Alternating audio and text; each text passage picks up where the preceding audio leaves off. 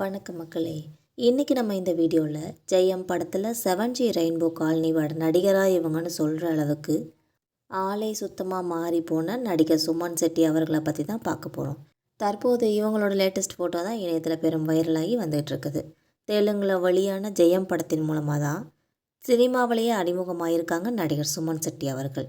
இதுக்கப்புறமா அதே படத்தோட தமிழ் ரீமேக்லேயும் அவரே நடித்து தமிழ்லேயும் அறிமுகமாகியிருக்காங்க.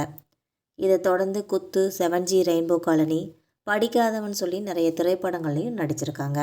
இதுக்கப்புறமா தமிழ் சினிமாவை விட இவருக்கு தெலுங்கில் பட வாய்ப்புகள்லாம் குவிஞ்சிட்டே இருந்திருக்கு. ஆனால் பெருசாக இவருக்கு ரசிகர்கள் மத்தியில் வரவேற்பு தமிழில் கிடைக்கலன்னே சொல்லலாம். இந்த நிலையில் தான் நடிகர் சுமன் செட்டி அவர்கள் தற்போது தெலுங்கில் தொடங்கியிருக்கிற பிக் பாஸ் சீசன் 9 போட்டியாளராக களமிறங்கியிருக்காங்க தற்போது என்பது குறிப்பிடத்தக்கது. அவரோட சமீபத்திய வீடியோ ஒன்று தற்போது வெளியாகி பெரும் வைரலாகி வந்துட்டுருக்குது.